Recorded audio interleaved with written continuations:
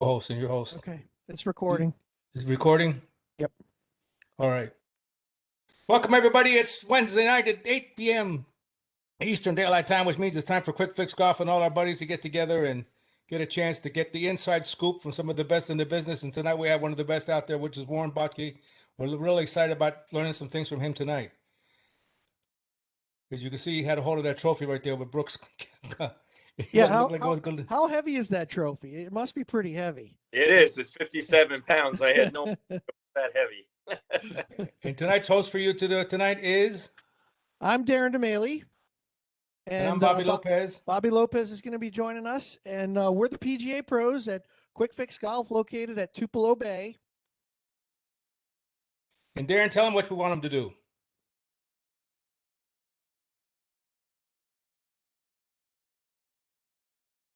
Darren. We lost you. I think something happened to his microphone. Yeah. What we want you to do is get out your cell phone, video your swing, load it up to our site at quickfixgolf.com for a free analysis.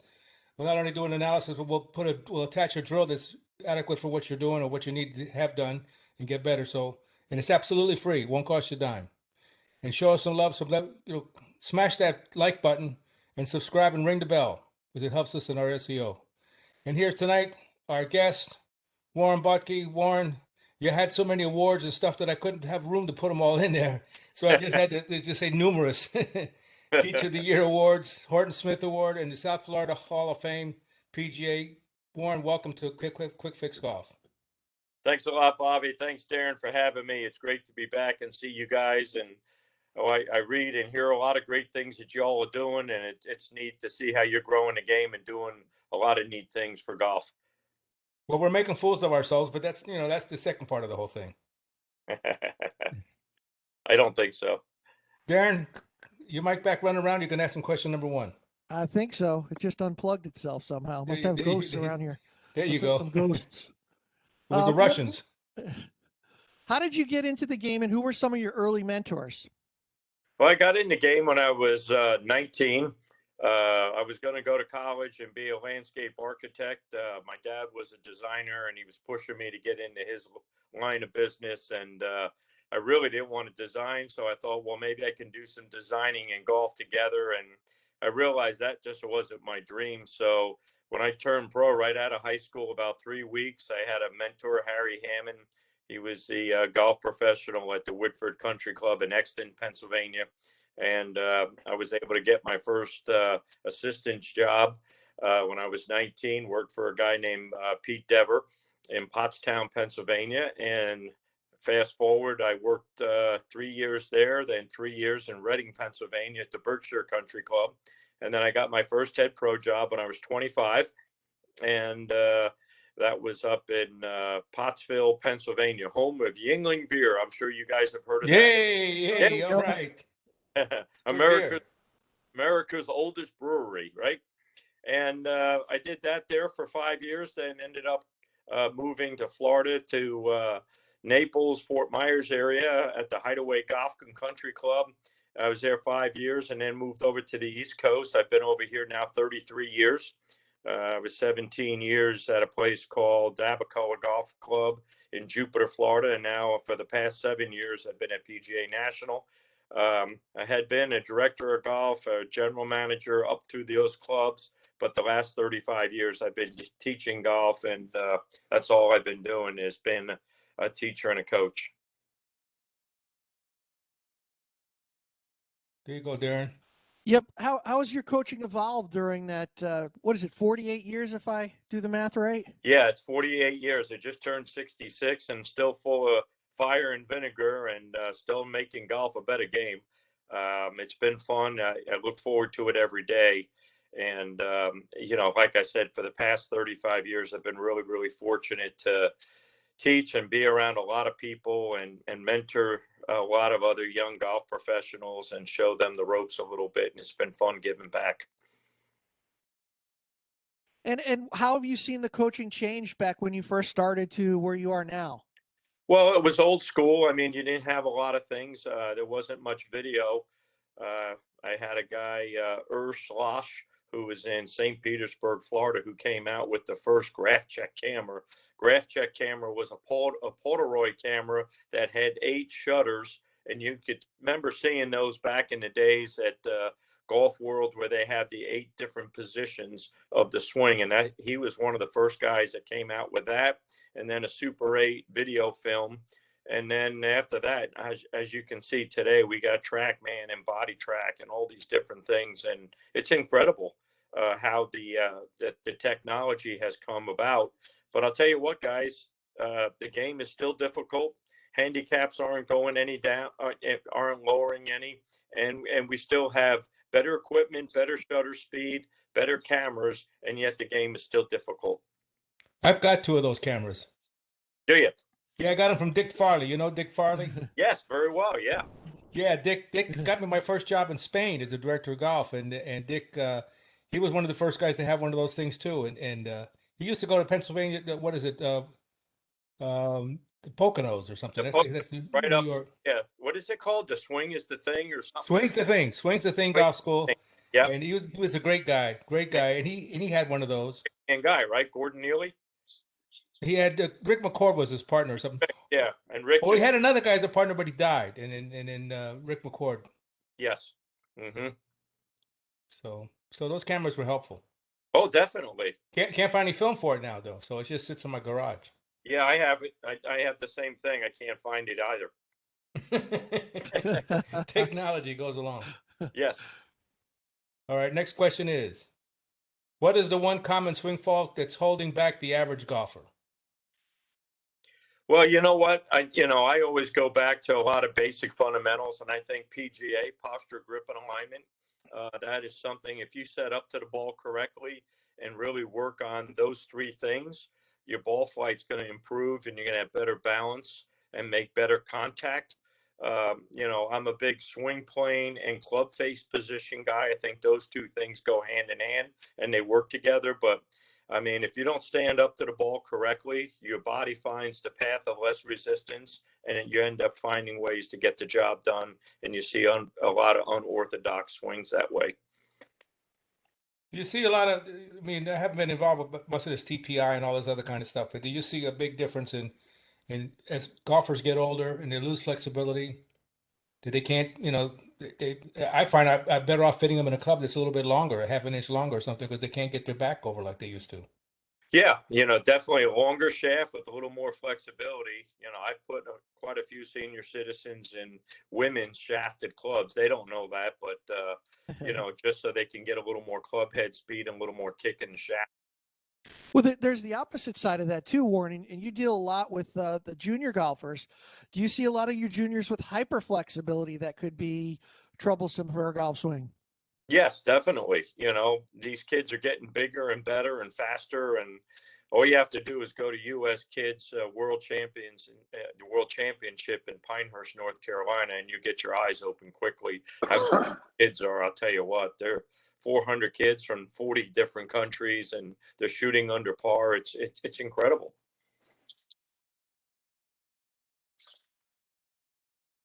Can you give us an insight into the development of Brooks with your time with him? Yeah, I met Brooks through his dad. His dad and I were very good friends, so I knew his dad before Brooks was even born. And Bob, his dad, is a 3 handicapper. We worked a lot together. He's been a good friend. And then Brooks and Chase were both born. And he handed Brooks over to me when he was 10 years old. And he said, "Hey, look, he's all yours. You take him from here." And I worked with him from 10 to 18. And for about those 8 years, we built that swing. And it was when he was about 14, 15, he won an AJGA event, and then he won his high school golf championship. And that's when I knew he was going to be a little bit special.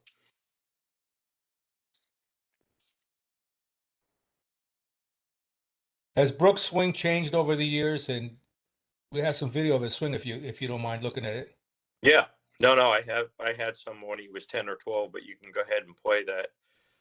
I think you pulled that off the website or whatever, but it hasn't changed that much. We've always worked on width, and we always worked on, he didn't want to ever hook the ball, so that's why he always wanted to play a little baby fade. and we always worked on taking the club and letting it go down the line longer after impact, so he wouldn't turn the toe past the heel. And today, every once in a while, if he does miss it a little bit left, he knows how to get back to basics. Sometimes he'll be bend over a little bit where his shoulders might be outside his toe line, and then therefore he ends up pulling it left a little bit. But once he gets back into his pelvis a little more, he can stay on top of the ball and cover it with his chest a little better. Explain that a little simple for some of our listeners and viewers here. Yeah, When I'm you say sorry. the pelvis. Technical. So the posture is, if you get your weight towards your toes, your hips and can't really move as quickly, so therefore your shoulders spin out a little bit quicker and faster. And when your swing center gets a little bit ahead of your shaft, what happens? Your hands try to flip to try to catch up to your swing center. So by getting back a little more in the balls and the heels, he can kind of set the weight back in the middle of his feet, and therefore he can stay taller to the ball and be able to stay on top and be able to cover it with his upper body rather than flip it. And with a player like Brooks, Warren, it's a same common fault that he's had pretty much his whole entire career. Would you agree with that? Yes. So they went to Yeah. South Carolina. They took And we get a lot of people at our golf schools that are trying to work on 4 or 5 different things at once. And we try to keep it to just one thing, and that's the big fault that they have in there. And you could be working on that one thing for a long time, like Brooks having that one fault that he's working on over and over and over from since he was 10 years old or so. That's correct. He knows his tendencies, and I think a lot of these great players know their tendencies and they know what to do when they get in trouble, and they look for a pecking order to see where he's at. And he just did a recent interview. Someone gave him a TrackMan he used at one time, and he gave it away to his brother. His brother's very technical, Chase, and he uses the TrackMan, but Brooks only used the TrackMan once. It was mainly just for fitting, but he doesn't like the numbers. He doesn't want to know it. He's a field player, and he always goes back to the 3 basic fundamentals: PGA, posture, grip, and alignment. And if those things are great, then he knows he's in pretty good shape. He's my kind of guy. Yes. Absolutely. Did you see that in our banner across the thing? Is Darren has said, I got all the facts, and my side says, I'll just shut up and hit it. Which, by the way, what you were mentioning about the posture and the hips, we had, what was his name, Darren? Hokushima or Hoboshima or Fukushima? Terry Hashimoto. Hashimoto. Okay. I know it was something that sounded like sushi. I don't know. But anyway, he was talking about with the pad you have that measures pressure.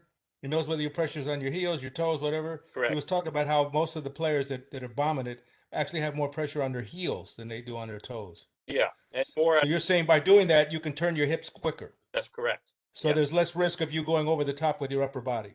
That's right. When you get your weight on your toes, what happens is all of a sudden your legs try to catch its balance, and therefore the upper body kind of releases. But if you get more weight back on your heels, it helps your hips engage a little bit. It's more biomechanics as far as where your hip joints are in relationship to your ankles and knees. Now, what about the fact that his knees, well, you'll see how his knees, well, I don't have to tell you, you know the swing by heart, but his knees go from bent to extended at impact. Right. And that's more of a jumping motion, right? Right. He tries to get, the pressure on his feet go from right heel to left toe to left heel. So as he loads into the right heel, as he pushes down, it gets onto the left toe and then turns left into the heel. As he clears the hips. Correct. Mm-hmm. Well, he certainly knocks the snot out of it. And I mean, do you think that's the future? I mean, if you don't hit the ball far enough, well, stay home. It's definitely an advantage. I mean, obviously, you see the Asian contingencies, the kids over there. They're all jumpers. They're all 90 pounds, and they hit at 250 to 275, women and men. And distance is everything. I'm not talking about a DeChambeau and the kind of size and trying to hit it far that way, but it's just using speed. and using the ground. The big ball using the big ball to hit the little ball. Well, he really jumps on this one. Look at that. We can't see it, Bobby. You Yeah. can't see it? Nope. Well, hold on. Share. There, I'm thinking you can see it. No, there you go. Now can you see it? Yep. Yeah. Watch on this one onto the right. Now watch how he's going to jump on this one. His right foot slides out from under him. Mm-hmm. One of these is 2015, other one's 2018. I don't know which one's which. The one on the left is 2018. That's what I would think because he doesn't slide his foot there. Correct. So he's calmed it down a little bit. Yeah, he has. And back then, you know, in 15, he was working really hard on his body to get strong and in the gym. And through the injuries, I think he's backed off a little bit. They were throwing a lot of weight on him and pushing him to get strong and big. And, you know, I think a lot of the injuries were, you know, related a little bit into the gym. Is it an optical illusion, or on the left picture is his lead foot turned a little bit more out? Yes. And that's to get the hip out of the way. So the upper body just doesn't all of a sudden come over the top. So if you move that left foot about 5 degrees, that clears the hip a little bit ahead of the shoulders.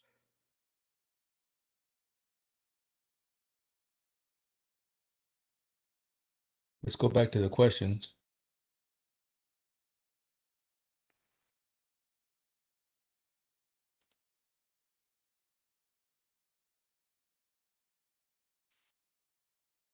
Come on. You have to understand, Warren, this is a lot of technology for a Cuban to run. I get you.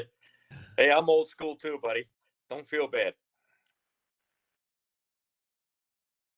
So you all have a good friend of mine that I know real well, Paige. She's with you every once in a while down there. Oh, Paige? Yes.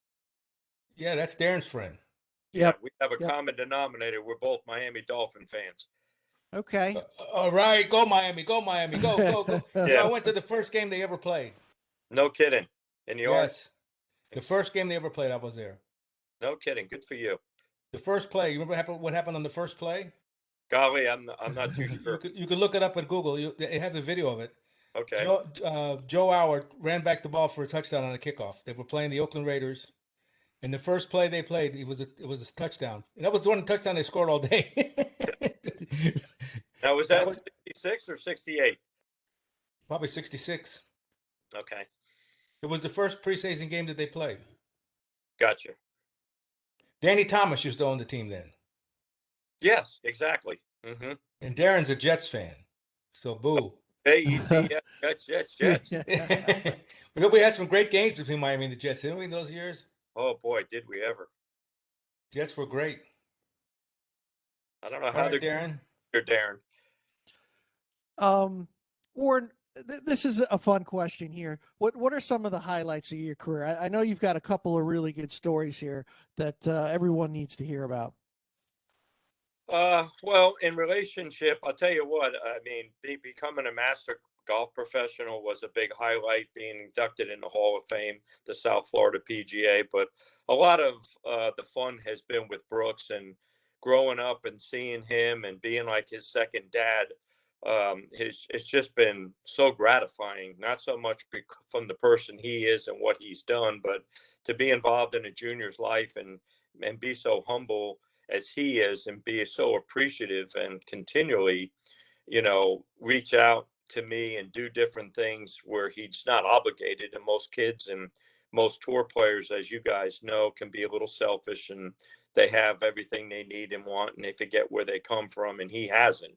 And it's been very, very good. And I would say probably the one biggest first thing that was very gratifying with him was at the Ryder Cup at Hazeltine. He won his first match. He beat Danny Willett 5-4. Tiger Woods was the assistant coach, and he was on the green on 14. Brooks beat him 5-4. And I was standing there, and Tiger was off to the side, and he hugged Brooks, and Brooks came over to me and he said, "Hey, you know, I wouldn't be here if it wasn't for you. And I said, hey, look, you did the work. Come on. And he goes, tonight you're coming in the players' party with us because you need to be there. And to go inside a players' party and celebrate with those guys and hanging out with Bill Murray and Dustin and Phil and Tiger. I mean, I've been to a lot of sporting events, 7 Super Bowls, 5 World Series, 4 Stanley Cups, 3 Indianapolis 500s. I do a lot of sporting events as hobbies and stuff. And being in that room, at that player's room, and the high security, and it was incredible. And the big misnomer that a lot of people don't realize is half of the European team came in about an hour later and they were all partying together. The media makes it like they hate each other and it's such a bad thing. And Darren, Clark, and Rory and some of the guys came over and just hung out and had a few beers with everybody. So it was really a big highlight there. And then obviously on 2019, being at Bethpage and watching him come in 18 and giving me the trophy on the 18th green and hugging me and telling me thanks for everything. It just, your legs kind of buckle, and you don't get moments like that probably ever in your career. And the hair still stands up on my arms when I talk about it because it was so special. Yeah, share with everyone what he wrote on the flag for you.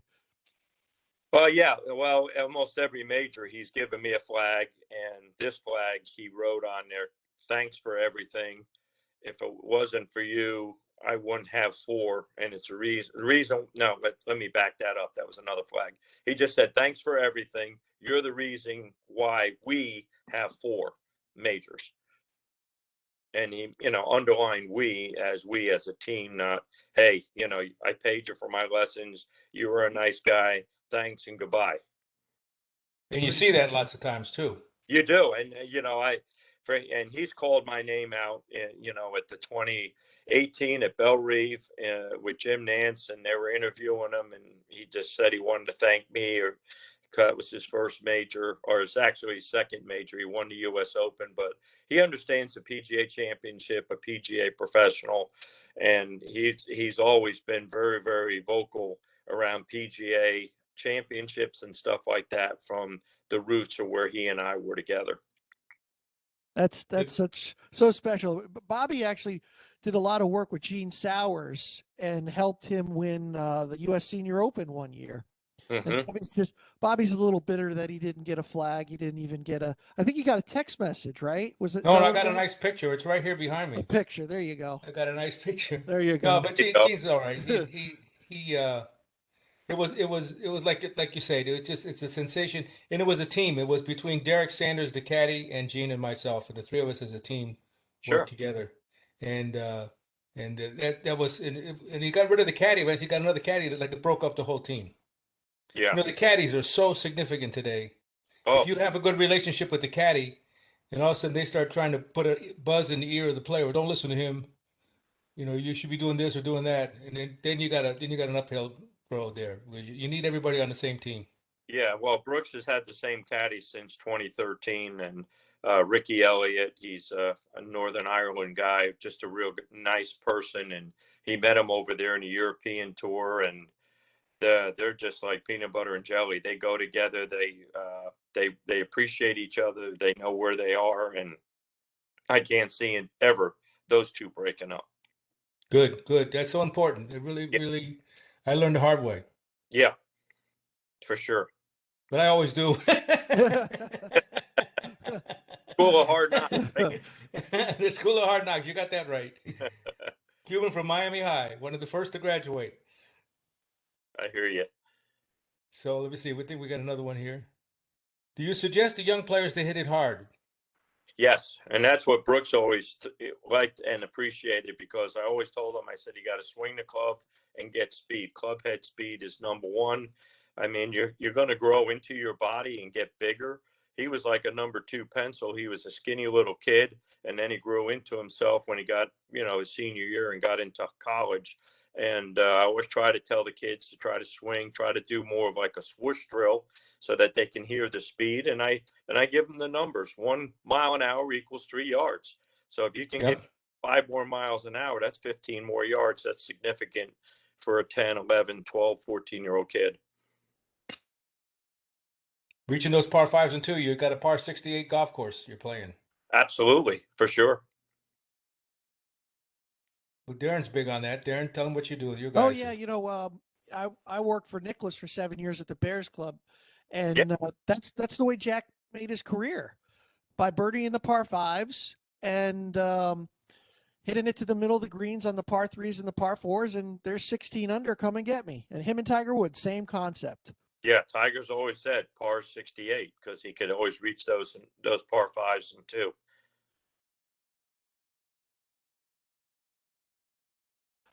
This is a good one here for you, Warren. Importance of routine, and if you can give us a good example. Yeah, pre-shot routine's everything because, what happens when you practice, if you're practicing a swing fundamental, it's okay to go ahead and continue to, do reps, do more block practice.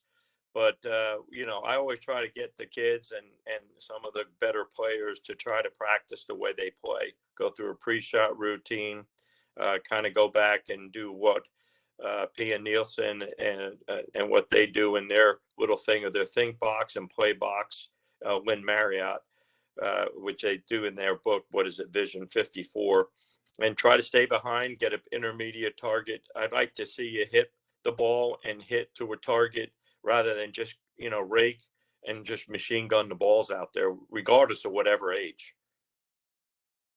Can you tell us a little bit about the story with how Brooks's routine putting wise has come about? Yeah, I mean, he had two things that we changed. I mean, he has an unorthodox right finger pistol grip down the right. He used to break down a lot when he was a kid and flip it. And so I said, let's put both fingers down the shaft, and in that way that'll firm up the wrist from flipping. And then back around 13, 14 years old, we're putting on a green, and at Abacoa they just aerified it, and we had some sand particles as they top dress, and I just said make sure you wipe off this putter and don't have any kind of sand particles on here because the ball could get diverted offline if it hits a little granular.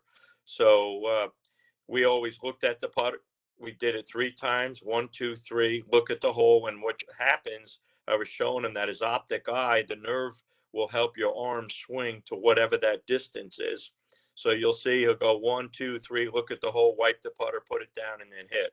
And he's been doing that like clockwork for many, many, many years. He went on and off a little bit in college, but he went back to it, and he's been doing that now for probably 6, 7 years. Yeah, it's amazing how that routine can really be helpful. I still have some things that I do from high school, and we'll never stop doing them. That they really, really help get you engaged there. Well, it's funny. We have another story to go with that. Yeah, there you go. I hear Aaron. That was good. All right, yeah, funny. Yeah.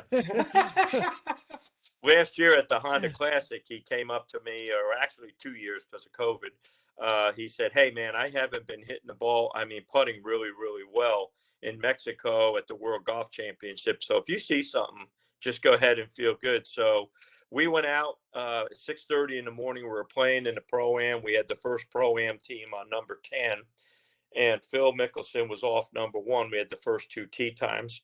And we went off number 10, and it was a par 4. He went up. He came up a little short. He had about a 20-foot little chip off the edge of the green, and he chipped it in. And I said, "Hey, look, we can't look at your putting if you keep chipping in the hole." So on 11, same thing, par 4, does the same thing. He's about 20 yards out. He chips in. So he chips in 10 and 11. I said, "Hey, when are we going to see the putter?" And we're just kind of needling each other. So hole 12, he putts, and 13, he putts. And then on number 14, I said, "Okay, I'm ready for it. Are you ready to hear it?" He goes, "Yeah." I said, "Why have you stopped your routine?" He goes, "What do you mean?" I said, "You don't do your 3 strokes, look at the hole, and wipe it off. You're just getting up there and maybe looking one time and stroking it." He goes, "Well, it's a Pro-Am, and I got 4 Honda dealers here, and it's not that important." I said, "Hold it." I said, "Today is Wednesday. You're trying to tell me in 24 hours, Thursday morning, your first round, you can switch gears and go in and then go through your routine." He goes, "Look, I'm just lazy. I'm just kind of hanging out and doing." I said, "Don't ever do it again." And he did. That I really appreciate it. So I said, you got to practice the way you're going to play. I said, you got to do those putts and that routine Wednesday like you're going to do Thursday. So that was kind of profound. I didn't think of a guy like him, his caliber, would kind of lollygag it around and go through the motions on Wednesday as you would for Thursday's first round. You're right on target. You got to play like you practice and practice like you play. Yeah, you know. And he admitted, he said, "Hey, I'm just, I'm just being a little lazy. I'm just going, just trying to get a feel of the speed of the greens, but I'm not really trying to make them." And I'm like, well, then they're not going to go in. Well, I think we go back to that question of what was the average golfer's swing fault. I'll tell you the swing fault is how they play golf. They show up at the golf course at 9:35 for a 9:40 turning time, grab their sticks, run to the cart, pay their green fee, tee it up, and then they're yakking the whole way down the first fairway. Who can play golf that way? No. And they have high expectations, and they just don't realize it. And I'll tell you what, it's incredible, even in the instruction end of it. I would say that 75 to 80% of my students show up 5 minutes before their golf lesson.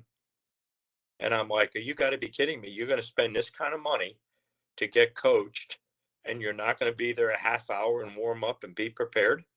It just, is dumbfounding that's the way they look at it. And so I try to encourage them. I said, hey, get here a half hour, warm up, get stretched, be ready to go, be prepared. Who's this? There you go, Darren. Here's your big All one. right. You could choose not to answer this one if you don't want. Okay. But we want to know what your thoughts are on the Bryson Brooks feud here. Is it good for the game? Is it real? Is it a real thing going on? What's your thoughts? Well, I've done a little research on it. I've talked to his manager and a couple people. I never really asked him head to head about it, but I kind of got a feel for it. I was at the U.S. Open in Torrey Pines last month and talked to his manager and his team and his people. And, the media is taking it a little bit longer and bigger than really what it is. And I think right now it's kind of a neat game. Brooks keeps firing back. I mean, 2 times he kind of did it in a way to kind of stir the pot a little bit. I mean, Bryson was the one that started the whole feud when Brooks about 2 years ago was really in very, very good shape and was pretty lean. And Bryson started his, hey, I'm going to look like a bodybuilder and hit the ball like an athlete, and I'm going to get big. And he sent a tweet out and says, I have a 6-pack. Brooks doesn't have a 6-pack. And Brooks came back with a picture with his 4 major trophies and says, yeah, Bryson, you're correct. I only have a 4-pack and the other 2 to come. So that was the start of the whole feud. And it was always a little needling back and forth. And it always just was kind of fun. And then it got a little ugly a little bit at times. And then, Brooks just watches and listens. And then the next little thing that came back to kind of give him a little touche was when he fired his caddy. And within an hour, Brooks posted a tweet and said, today is American National Appreciation for Caddy Week or Caddy Day. And I love my caddy, Ricky, and I think he's an important part of someone's game. And I think we should appreciate our caddies. And this is right when Bryson fired his caddy. And then the last of the touches was the equipment when Bryson said that the Cobra driver he was using totally sucks. This company can't seem to make it right. And I don't understand what's going on. And Brooks, in his first round of that tournament, hit only 6 of the 14 fairways. And he goes, today's National Club Manufacturer Day. We appreciate the equipment, the time and effort these companies put in, and we're excited and helpful for all their work and their technology. So you can see how it goes back and forth, Why don't they put on some gloves? Yeah, I mean, that'd be fun to watch. I mean, how much could they get for that on pay-per-view? Are you kidding me? Yeah, I know. And I saw in an interview, Bryson said I would be afraid to go in the ring with him. I really would. So I'll put my money on Brooksy. Yeah, I would too. For sure. But this has really been fun. Oh yeah, it's been great, guys. And Darren, it's great to see you. It's been a few years since I saw you Yep. at Bears Club, and then Yep. you're level 3. And I love the guys over there. I love the course, Eric, and what they're doing over there. Ryan Fountain was one of my kids that I taught right around Brooks's age, and he's turned into be a great assistant and a great player. And it was funny. I always keep note cards on all of my students. I have about 9,000 5x7 cards that I write, and I have every lesson that I gave Brooks in age 11 to about 17, 18 of every lesson. And I showed it to him. Golf Channel did a special on it, and he got very emotional. He had no idea. So if and when he becomes a Hall of Famer, which he's going to be, that could go in the Golf Hall of Fame of all his lessons Should. and it's going to be kind of But I gave Ryan Fountain his the other day, and he got emotional. He said, "I had no idea you have every lesson that I got from you." I said, "These are yours. You can have it." I kept mine from Brooks. I'm not giving him his. Warren, are you willing to stick around and answer a couple questions from the peanut gallery? Yeah, I'm good. Absolutely. Darren, why don't you go ahead and kill the tape?